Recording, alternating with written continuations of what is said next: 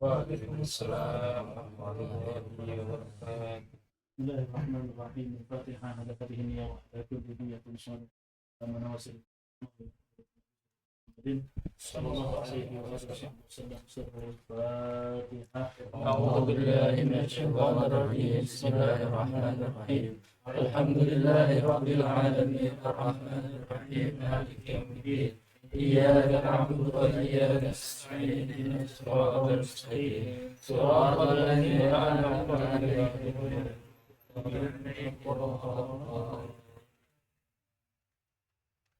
Bismillahirrahmanirrahim. Alhamdulillahi rabbil alamin wassalatu wassalamu ala asyrafil anbiya'i wal mursalin sayyidina Muhammadin wa ala alihi wa sahbihi ajma'in wa la hawla wa la quwwata illa billahil aliyyil azim. نوينا التعلم والتعليم والنفع والانتفاع والتذكر والتذكير والإفادة والاستفادة والحث على التمسك بكتاب الله وسنة رسوله والدعوة إلى الهدى دلالة على الخير باتباع وجه الله ومرضاته وقربه وثوابه من الله تعالى. Alhamdulillah, puji syukur kita panjatkan kehadirat Allah Subhanahu wa taala. Alhamdulillah kita dapat bermuajah untuk bersama-sama berkumpul menuntut ilmu yang mudah-mudahan sesuai dengan janji Allah Subhanahu wa taala. Dengan hadirnya kita di majelis ilmu, segala dosa-dosa kita diampuni oleh Allah Subhanahu wa taala. Mudah-mudahan kita punya kedudukan di dunia dan di akhirat diangkat oleh Allah Subhanahu wa taala, dan mudah-mudahan yang sakit diangkat penyakitnya, dan mudah-mudahan rezeki kita semua diberikan keberkahan oleh Allah Subhanahu wa taala. Amin ya rabbal alamin. يقول المصنف رحمه الله تعالى في كتابه إلى أن قال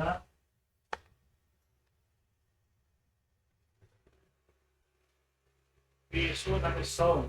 Alhamdulillah, pada pembahasan terakhir kita masuk ke pembahasan yang berkaitan dengan kitab penjelasan tentang puasa dan rahasia-rahasia dalam puasa, dan juga tugas-tugas kita dalam melaksanakan ibadah puasa.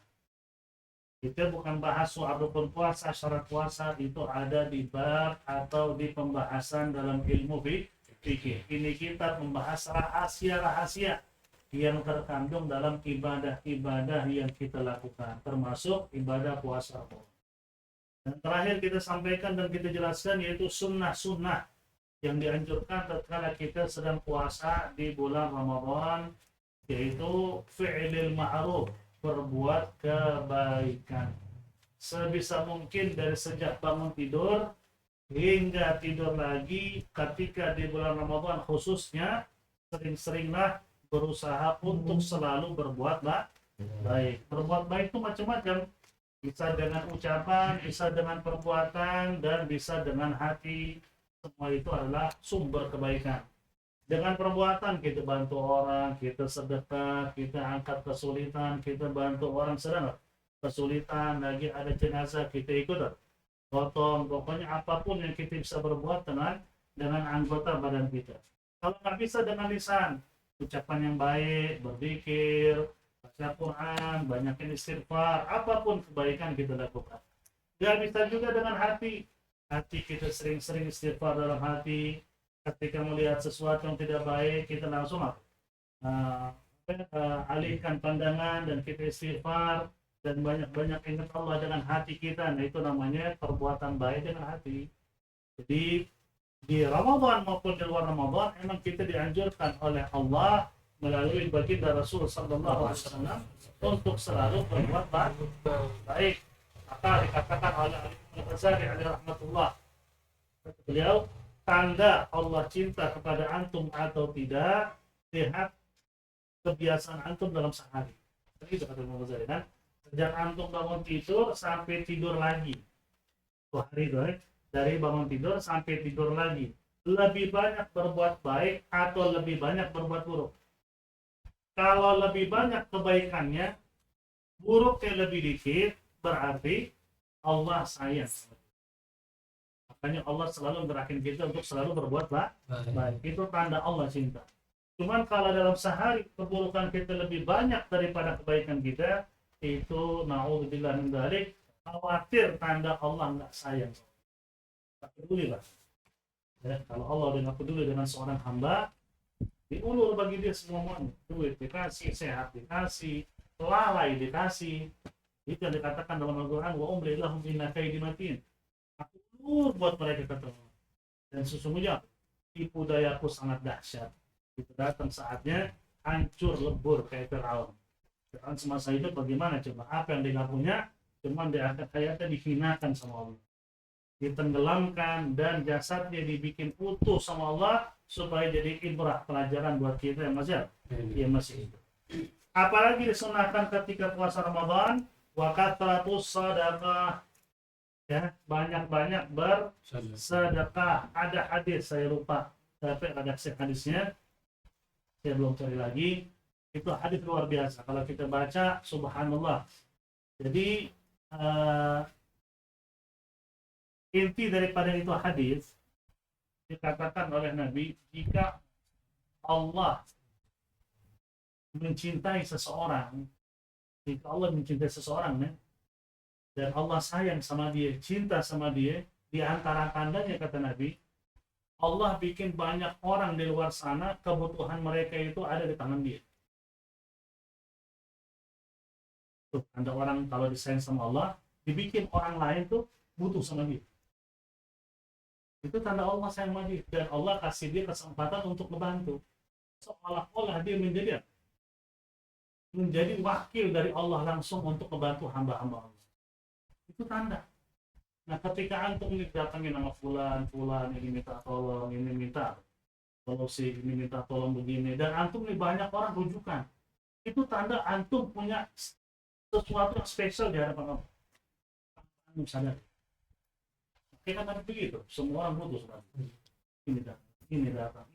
Nah sama, ketika antum begitu, itu tanda antum punya sesuatu yang spesial antara antum dan Allah. Tinggal antum jalanin atau tidak. Itu ya. Tadi katakan, waktu teratus sedekah, banyak-banyak bersedekah. Itu juga kebaikan di luar Ramadan maupun di bulan Ramadan. Cuman di bulan Ramadan kenapa digalakkan? Karena ibadah atau kebaikan-kebaikan yang tidak wajib dilakukan, maka hitungannya seperti kebaikan yang wajib. Antum sedekah di bulan Ramadan bagaikan pahala zakat. Pahalanya seperti sedekah wajib ya. Sedekah wajib di antara zakat. Antum sholat sunnah di bulan Ramadan, pahala sholat wajib. Jadi yang pahala sunnah jadi pahala wajib. Yang pahala wajib 70 kali lipat. Itu juga Ramadan. Maka banyak-banyaklah berbuat baik, khususnya bersedekah. Yang dikatakan oleh Al-Habib Abdul Qadir bin Ahmad As-Sajjad alaihi rahmatullah wa nafa'ana bihi wa bi'ulumi fid dharain amin. Beliau mengatakan, di antara perbuatan yang paling mudah mendekatkan antum sama Allah dan mendapatkan kedudukan di sisi Allah di akhir zaman begini nih, sering-sering angkat kesulitan orang. Zaman sekarang orang tuh semakin dekat dengan kiamat, orang tuh semakin begini dengan uang. Kenapa? Gue pengen senang juga, gue pengen punya rumah, gue pengen punya mobil mewah, gue berbuat dulu kapan gue kumpulin, nah gitu. Kita mulai yang udah kumpulin dulu, itu kan banyak kebutuhan. Tapi sangat butuh. Ya, memang minta doang, memang nggak bisa nyari orang lain. Terus setan suka bikin gitu di otak tuh. Saya mikir, udah cari. Muncullah sifat-sifat yang tidak baik atas dasar bisikan setan. Padahal antum sedekah, antum berbuat baik, nggak akan miskin. Karena kata Nabi, bal yazdad. Uang yang disedekahkan karena Allah, justru kata Nabi, akan bertambah, nggak berkurang. Cuma kalau antum punya mindset atau cara berpikir, gue kalau ngumpulin gue kaya, ya itu bukan orang Islam namanya. Ateis pakai logika, mau kaya kumpulin duit, sering ngasih orang nggak bakal kaya. Itu logika. Cuma kalau kita kan pakai iman, bukan pakai logika. Banyak-banyaklah bersedekah. Allah Subhanahu wa taala berfirman dalam Al-Qur'an dalam surat Al-Baqarah ayat yang awal ayat pertamanya, Dzalikal kitabu la raiba fihi hudan lil muttaqin alladzina yu'minuna bil ghaibi wa yuqimuna sholata wa mimma razaqnahum yunfiqun. Mereka beriman kepada yang gaib, menjalankan salat dengan baik dan selalu berinfak dengan apa yang kami berikan. Dipuji sama Allah Subhanahu wa taala. Ya, orang-orang yang infak itu dipuji. Kenapa? Karena suatu perkara yang paling sulit bagi manusia. Atau mau tahu suatu perkara yang paling disukai oleh nafsu manusia pada umumnya? Tulus. Sulit itu. Maka orang kalau ngeluarin duit itu pakai hitung-hitungan. Sekian, sekian. Kenapa? Nafsu. Nafsu yang bicara. Makanya kita bahasan pada pertemuan sebelumnya, ketika antum mau bersedekah ditahan oleh 70 rahang setan. Jadi ketika antum mau berbuat baiknya, itu 70 setan menghalangi. Itu butuh supaya kalau ada duit lebih baru lo buat. Kalau saya ngasih dia orangnya juga nggak pernah terima kasih, nanti macam deh. Sedikit kita ikutin lagi. Ya juga sih, nah, setan tertangan. Nah ketika antum paksa keluarin, itu nangis tuh setan. Bukan nangis soal antum sedekah, tapi nangis karena Allah ngasih antum janji Allah di dunia bahkan di akhirat balasan yang luar biasa. Dan setan nggak mau antum berbuat baik, karena antum berpahala. Berbuat jahat didorong sama setan. Contoh, antum kalau berbuat baik sama orang selalu dipuji, antum senang berbuat baik. Orang yang nggak beriman ya, orang yang imannya tipis, dia kalau ngasih ke orang yang muji, jor-joran, karena dia tahu akan dapat pujian. Dan orang kalau berbuat baik dengan dapat pujian dia senang, artinya sedekah dia manfaat ya? Enggak. Maka setan dukung. Berbuat untuk orang pasti begini gitu. Teman lagi ngumpul sama teman-teman nih, makan bareng, si Ano nih, top nih pokoknya. Nggak sayang madu, kepikiran, habis pahala gitu. Setan ketawa. Cuman ketika antum berbuat baik karena Allah, antum nggak butuh nih mau dipuji nggak dipuji bodo amat. Ana cari ridha Allah. Tuh setan nggak mau, makin berat orang berbuat. Akan melihat orang sekarang berbuat sama temen itu lebih mudah dibandingkan berbuat buat keluarga sendiri. Benar apa kata? Banyak. Saudara butuh duitnya menikahin, ponakan ente kayak saudara ente kayak, itu bisa bantu. Sulit ente bantu, kenapa? Kita ini demen sama pujian. Bantu saudara nggak ada pujian, dia puji juga antar saudara doang. Cuma kalau bantu orang luar bukan saudara, pujiannya kemana-mana. Hingga berbuat baik sama orang di luar itu senang sama saudara. Itu orang-orang yang sudah termakan dan punya sifat Fir'auni. Kalau kata Imam Ghazali dalam kitab Ihya, mereka tanpa sadar bahwa sifat mereka itu seperti Fir'aun. Mereka ngomongnya pengen Tuhan. Panggil Tuhan marah, ente panggil Tuhan dikasih yang minta mau duit kasih, tempat tinggal dikasih, yang penting jangan sampai lupa bilang dari Tuhan. Nah, jangan sampai ente lupa muji dia jor-joran, ente lupa nggak pernah ngasih. Orang kayak gini naudzubillah min makanya mudah bagi mereka yang ngeluarin duit. Ajak teman mabok warang sebagai contohnya nyawer, tapi kalau nyawer tuh orang jor-joran udah juta. Kenapa itu? Orang ngeliatin dan orang puji, di situ dia senang. Padahal pulang ke rumah kesel ya, juta keluar tadi. Kenapa saat itu dia nggak sadar gitu loh? Karena dia itu gila dengan pujian. Coba tuh 1 juta ketika musala masjid dekat rumah mau bikin maulid, berani kan kasih 1 juta? Susah. Karena kalau dia berbuat baik saat itu pahalanya besar, setan nggak mau. Tapi kalau buat nyawer, tapi kalau dosa lo semakin banyak. Semakin banyak nominalnya semakin besar dosanya. Apalagi yang disawer perempuan buka aurat. Perempuan naudzubillah min dzalik pakai pakaian kayak nggak pakai bahan. Sisa dikit. Punya bahan lagi. Nah, nyanyi nggak bagus. Nyawer di atas, bini sama anak di rumah susah makan. Kenapa kalau berbuat baik, bukan berbuat baik ya, kelihatannya berbuat baik buat maksiat itu mudah. Karena setan justru mendukung. Kenapa ketika berbuat baik karena Allah sulit? Karena setan itu melarang. Contoh paling gampang. Orang kalau lagi pacaran pindah mulu kan, dia nggak ketemu sama ceweknya di luar 3 hari kepikirannya ngapain dia. Oke semua indah dah. Semua indah, ngeliat gentengnya aja tuh, mau pindah. Gentengnya indah banget, padahal udah buluk tuh genteng, indah aja bagaimana? Karena tadi didorong dengan nafsu dan setan. Ketika berumah tangga, ketika pacaran setan mendukung total, tapi semua kelihatan indah. Ketika berumah tangga suami istri, yang kita lakukan sama bini pahala semua, senyum sama bininya pahala. Setan di situ berusaha misahin. Ketika pacaran didukung, setan berusaha itu selalu pacaran.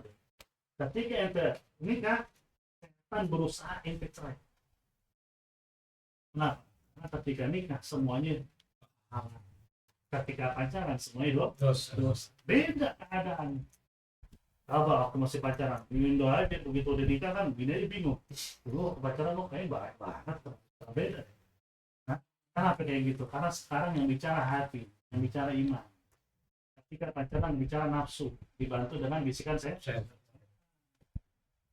Sama, sedekah karena Allah sulit, sedekah karena manusia lebih orang, lebih seperti itu. Ya. Kemudian iktidaan. Jadi wakat ratus sedekah iktidaan itu memperbanyak sedekah untuk mengikuti baginda Rasul sallallahu alaihi wasallam. Wa yustahabbu dirasatul Quran, disunahkan ketika di bulan Ramadan memperbanyak tadarus Al-Quran. Tadarus ini bisa kita baca bareng-bareng, ganti-ganti dibaca satu apa ya namanya itu? Satu hizib ya, dan gantian gitu. Bagaimana tempat wakaf, satu lagi sebelahnya sampai satu juz. Dulu kita di pondok begitu. Atau kalau saya sendiri baca sendiri, sekuatnya aja baca. Sampai selembar udah mulai ngantuk, diam dulu, diam, tangan ke, lihat HP dulu, WhatsApp ada HP, mulai hilang ngantuknya, lanjutin lagi. Seperti itu ya, tadarus Al-Quran di bulan Ramadan sangat baik, bahkan sunnah. Kenapa? Karena dalam riwayat Nabi di bulan Ramadan tadarus Al-Quran bersama malaikat Jibril. Jadi Nabi baca, malaikat Jibril mendengarkan bacaan Nabi sallallahu alaihi wasallam. Itu nggak perlu malaikat Jibril, kita bukan Nabi. Cukup didengar sama teman. Gitu ya. Itu juga tadarus. Kalau emang di rumah sama bini anak bacanya tentang tidak apa-apa, bagus malah biar lancar. Kita baca depan dia agak lancar dikit kan didengarin sama itu. Sekarang dia yang baca, dengerin. Salah itu betulin, lama-lama lancar. Jangan bilang bini gue susah bacanya, ribet dengerin dia.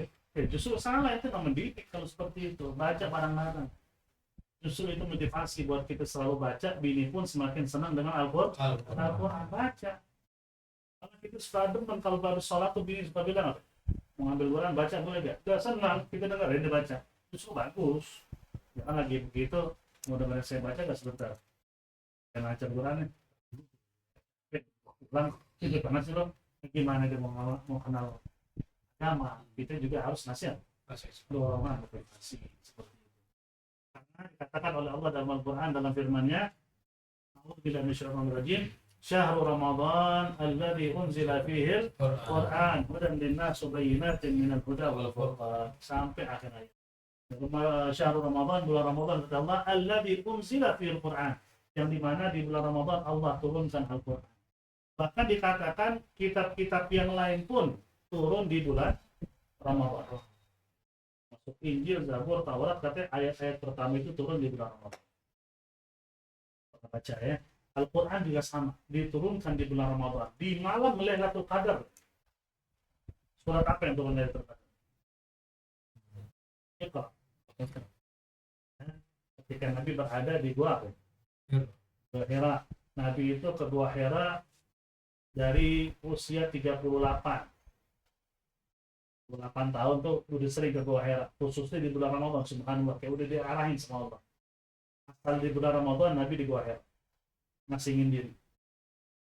Usia 38, 39, 40, nah itu mereka juga turun. Dia kaget dalam kondisi sendirian di gunung, gelap gulita, ada makhluk nggak pernah dilihat sama dia, tiba-tiba ada. Dan pertama kali disampaikan sama malaikat ini kalau Nabi apa? Iqra. Kata Iqra di sini arti bacalah. Kata ulama itu adalah salah satu i'jaz Al-Quran, salah satu tanda sempurnanya Al-Quran. Antum mau hidup harus bisa baca, bukan baca tulisan doang, baca situasi. Antum mau hidup di lingkungan, antum harus baca situasi, baca keadaan, baca ilmu, belajar, semuanya begitu manusia. Makanya ayat pertama Iqra. Ente mau berkembang jadi manusia harus Iqra. Baca situasi. Karena nanti harus menghadapi manusia, harus baca karakter mereka. Subhanallah, ijaz Al-Quran. Sama ketika Al-Quran turun tentang Ashabul Kahfi. Ashabul Kahfi berapa tahun? Tidur. 300 berapa? 9. 309 tahun. Kenapa ada 9-nya? Kenapa ada 9-nya? Allah berfirman 309 tahun. Kenapa ada 9-nya? Ternyata kalau 300 tahun Masehi, kalau pakai Hijri 309 tahun. Masehi 300, Hijri lah 309 tahun. Subhanallah. Ente membuka Al-Quran rahasia luar biasa. Bikin takjub ke pokoknya.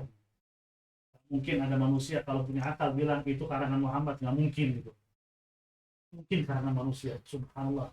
Dan Allah berfirman juga, wa nuqallibuhum dhatal yamini wa dhatal shimali wa kalbun basatun dara'ai bil wasit. Kami bolak-balikkan mereka di dalam gua selama 309 tahun. Kenapa dia sudah dibolak-balik? Karena nanti tidur di posisi yang sama lama, yang terjadi kerusakan sel-sel kulit, hancur kulitnya. Makanya sama Allah dibolak-balik badannya. Subhanallah. Subhanallah jurannya. Tapi bolak-balik kan badannya ke kiri, ke kanan selama 300 tahun. Karena kalau di satu posisi, ya selnya hancur karena ke ini tertutup.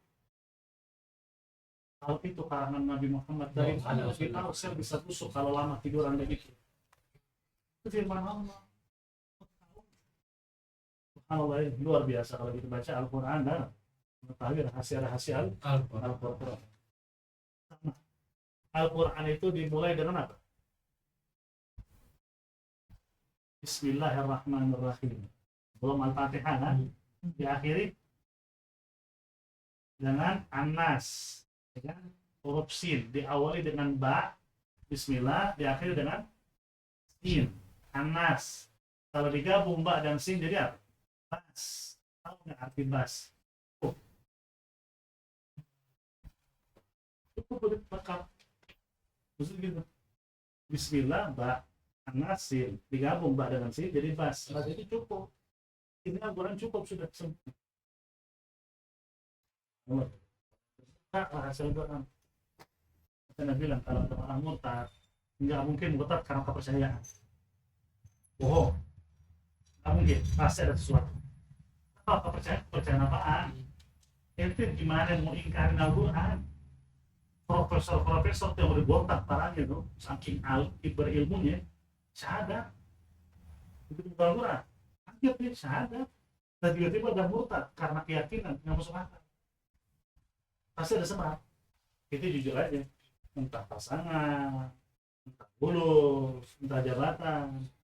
Keyakinan mustahil. Kalaupun terjadi 1-2, ya mau kesurupan kali. Kesurupan atau kesurupan dari mana? Dibilang katanya tengah malam turun dari langit cahaya. Banyak istighfar yang kesurupan kan. Seperti itu ya. Kemudian wal i'tikaf fi Ramadan nasihna fil 'ashr al-awakhir. Dan juga disunahkan di bulan Ramadan i'tikaf. Di bulan Ramadan dari awal Ramadan semua i'tikaf ya. Ingat, bukan di 10 terakhir doang, tapi lebih di 10 terakhir. La siyama mobil khusus, terkhusus di 10 terakhir. Karena Nabi itu dikatakan oleh Sayyidina Aisyah radhiyallahu anha warḍaha, kana yajtahidu bil awakhir ma la yajtahidu fi ghairihi. Nabi kalau dia masuk 10 terakhir Ramadan lebih sungguh-sungguh dibandingin 10 hari pertama dan 10 hari kedua. Berarti Nabi dari 10 hari pertama tuh sungguh-sungguh.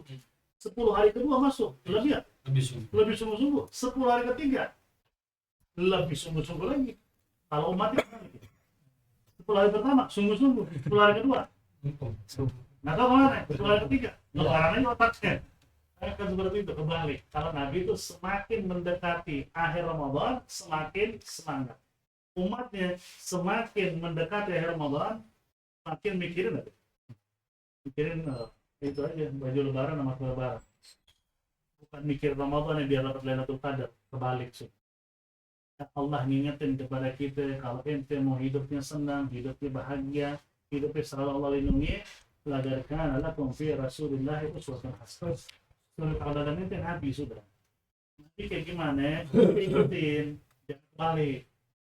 Nabi di 10 terakhir lebih sungguh-sungguh, kita lebih sungguh-sungguh. Nabi itu senang berbuat baik, kita berbuat baik. Nabi itu senyum sama orang sering, bahkan lebih sering senyum sama orang. Itu dia penuh dengan senyuman. Tapi jangan salah orang. Jangan senyumin orang, jangan, nggak boleh. Bina orang nggak boleh disenyumin ya. Atau bilang balik kalau ada perempuan yang nggak benar nih, jangan disenyumin. Senyumin yang sama-sama laki, saudara perempuan, tante, ya senyum. Orang tua apalagi kita senyumin, pahalanya besar. Orang tua tuh paling senang lihat kita senyum. Walaupun senyum kita pura-pura, orang tua jadi senang, apalagi beneran ya, cinta orang tua. Itu menyenangin orang tua. Itu pahala ya.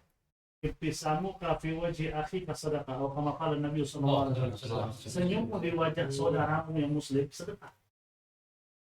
Sedekah, senyum itu sedekah. Nanti ketika ketemu orang senyumin, teman senyumin, sedekah itu. Luar biasa ya. Itu akhlaknya Rasul. Kalau semua orang Islam gitu, insya Allah yang masuk Islam itu nggak bisa diperkirakan lagi. Memang sayangnya banyak ngaku Islam tapi kelakuannya nggak seperti orang Islam.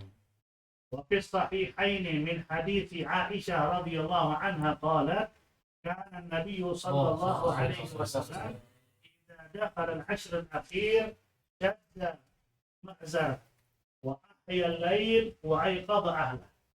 Jadi kata Sayyidina Aisyah dalam Sahih Bukhari Muslim, ketika masuk 10 terakhir Ramadan, kata Sayyidina Aisyah, maka Nabi itu syadda ma'zarah, sarungnya semakin diikat. Itu istilah kesungguhan. Ada sebagian ulama bilang diikat sarungnya maksudnya dia nggak berhubungan lagi sama bini 10 terakhir, fokus dengan ibadah dan bini semesta. Tapi kebanyakan ulama bilang diikat sarungnya itu istilah majas, istilahnya saking apa? Seperti orang-orang Arab tuh kalau lagi mau ribut atau apa itu kenceng, ribut gitu bahasanya. Maksudnya sungguh-sungguh. Akan sungguh-sungguh. Wa ahyal lail, dan Allah Nabi menghidupkan malamnya dengan ibadah, bukan dengan tidur kayak zaman sekarang. Sebelum terakhir, jika Masya Allah, paling AC tidur. Kamu pas sahur, numpang tidur namanya. Bukan ketika datang ke musola, kalau ente dari awal waktu nggak kuat, datang di pertengahan, pulang dulu ke rumah tidur. Jam 1:30, jam 2 bangun, kamu sholat itu sejam setengah itu ibadah, itu ketahuan beneran ibadah. Daripada habis sholat tarawih datang ke sholat, datang ya bang, ke tenda lagi kayak semesta, tenda di tidur, sama bangunin sahur, tentang tidur ini. Nanti masuk ke masjid, apa dengan ya ulai dihidupkan malamnya dengan ibadah, bukan dengan tidur seperti itu ya. Wa ayqadha ahlah, dan Nabi ngebangunin istri-istrinya, suruh bangun malam. Nabi itu dari awal beliau tahajud, witir, i'tikaf, dan setelah di pertengahan malam Nabi bangunin istri. Jangan tidur terus. Nabi ke istrinya itu agak sedikit tegas soal bangun malam. Bahkan Nabi itu pernah soal dalam riwayat agak sedikit marah. Dia pengen semua istri bangun. Walaupun memang bangun malam itu bagi Nabi wajib. Nabi itu wajib bangun malam, tidak sunnah. Nabi bangun malam, sholat tuh sampai hampir bengkak, kakinya memang kewajiban. Nggak boleh ditinggal sebenarnya.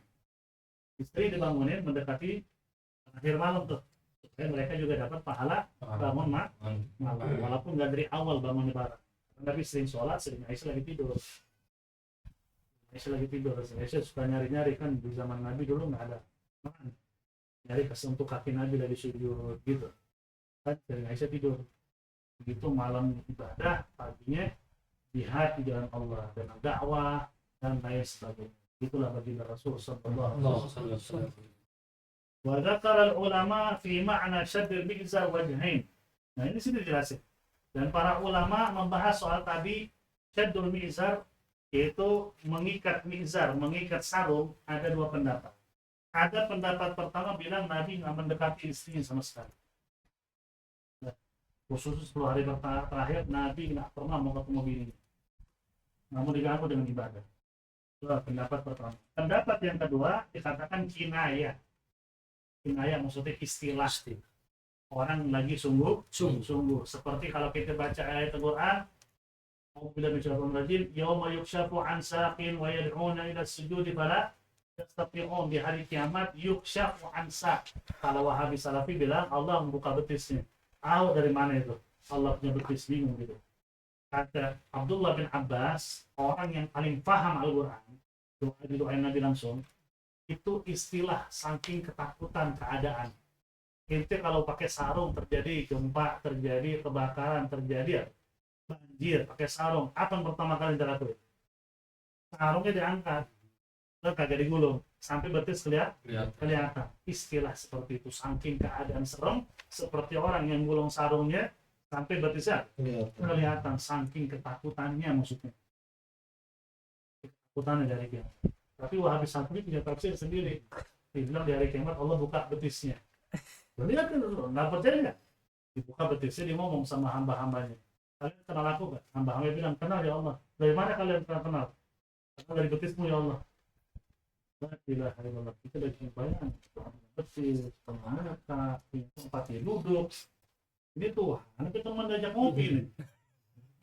Na'udzubillah min laisa kamitslihi syai' wa huwas sami'ul basir. Maka dikatakan oleh dulu masalahnya, apa yang terlintas di benakmu tentang Allah, maka sesungguhnya Allah itu sebaliknya. Itu jawaban. Itu terlintas di otak itu, Allah itu cahaya, enggak. Allah itu punya kaki tapi nggak kayak kaki kita, nggak seperti itu juga. Berarti terlintas di otak ini. Allah itu di arsy lagi duduk, nggak seperti juga, karena terlintas di otak kita. Pokoknya otak kita nggak sampai. Jangankan soal ketuhanan, soal alam jin aja otak itu nggak nyampe, karena beda dimensi. Kita dengan jin beda dimensi, dan kita yakini jin itu ada. Jin itu ada. Bagaimana dengan sang pencipta? Satu nih ilmu buat antum. Kalau ada orang bilang Allah di arsy, itu arsy tempat duduknya Allah. Allah itu punya muka karena Allah berfirman dia punya muka. Allah punya tangan karena Allah berfirman Allah punya tangan. Seandainya ada ngomong kayak gitu, kita jawab, ente tahu dari mana? Itu jelas sudah firman Allah jelas. Terus kayak gitu kita balikin, ente tahu gak manusia itu hidup ada roh? Dia bilang iya, semua persen ada nyawa. Pernah tahu gak bentuk roh seperti apa? Gak tahu kan? Kok ente sudah ngebayangin Allah itu punya bentuk walaupun beda, tapi itu ngebayangin Allah punya bentuk, beda sama makhluk. Sedangkan roh ciptaan Allah aja ente nggak tahu bentuknya. Kok sang pencipta yang tahu bentuknya, makhluknya nggak tahu bentuknya. Coba cara berpikirnya gimana? Kembali laisa kamitslihi syai'. Tidak ada yang serupa dengan Allah. Jangan dibayangin yang aneh-aneh. Bahasa Arab, ulang lagi, bahasa Arab itu lebih banyak majaz. Bahasa Indonesia itu istilah. Seperti ketika kita nanya, sekarang yang duduk di kursi kekuasaan siapa? Prabowo. Nah, Prabowo duduk terus itu. Bangun-bangun dari kursi. Itu istilah. Atau seperti gini, itu orang pernah duduk di kursi sekolah, di bangku sekolah. Sekolah duduk. Maksudnya pernah sekolah kan gitu kan? Bukan duduk terus di bangku sekolah. Nah, itu istilah-istilah. Ketika Allah mengatakan bal yadahu mabsutatan, Allah tangannya terbuka, bukan Allah punya tangan dibuka begini. Itu menunjukkan Allah Maha Pemurah. Seperti orang kalau banyak infak, terus orang mah seperti itu. Itu istilah yang gampang untuk dicerna oleh kita sebagai hambanya. Tapi dikasih istilah-istilah yang seolah-olah seperti apa? Jasad manusia, sedangkan bukan. Itulah bahasa Arab. Bahasa Arab itu luar biasa. Bahasa yang dia katanya punya apa namanya? Punya arti dan kosakata itu melebihi dari 2 juta kosakata bahasa Arab. Jadi belum ada bahasa yang seperti itu. Tapi kan bahasa Arab secara zahir. Allah berfirman, kullu man 'alaiha fan wa yabqa wajhu rabbika dzul jalali wal ikram. Segala sesuatu akan punah, yang akan kekal adalah wajah Tuhanmu. Terus badan Allah mana? Wajah doang kekal. Badan ini hilang. Kita mau tafsirin secara tekstual, bahaya. Berarti Allah nanti dari kiamat mukanya doang, sisanya kagak ada. Itu istilah. Segala sesuatu itu akan punah kecuali kerajaan Allah. Zatullah nggak akan pernah punah dari sirna. Wal awal wal akhir. Allah maha awal maha akhir. Ya. Oke, insya Allah kita masuk ke asrarus shaum, ya, rahasia-rahasia yang terkandung di dalam buah puasa.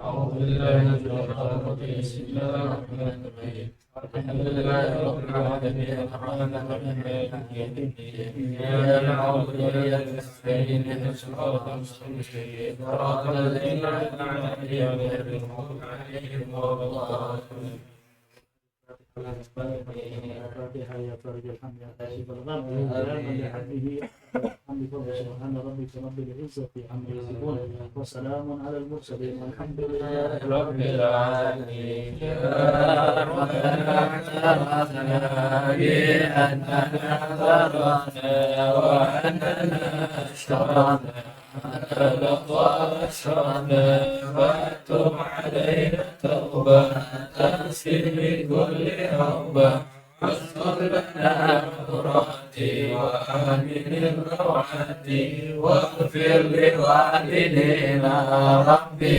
ومولودينا والأهل والرضوان سائر الفداء وكل ذي محبة أو جيرة الصحبة والمسلمين آمين يا ربي أسمع فضلا وجودا منا بانتصار منا بالمصطفى رسولي حظى بكل صول صلى وسلم ربي عليه على الحمد وآله وصحبه والحمد لله في البحر والثناء. السلام عليكم ورحمة الله وبركاته. وعليكم السلام ورحمة الله وبركاته.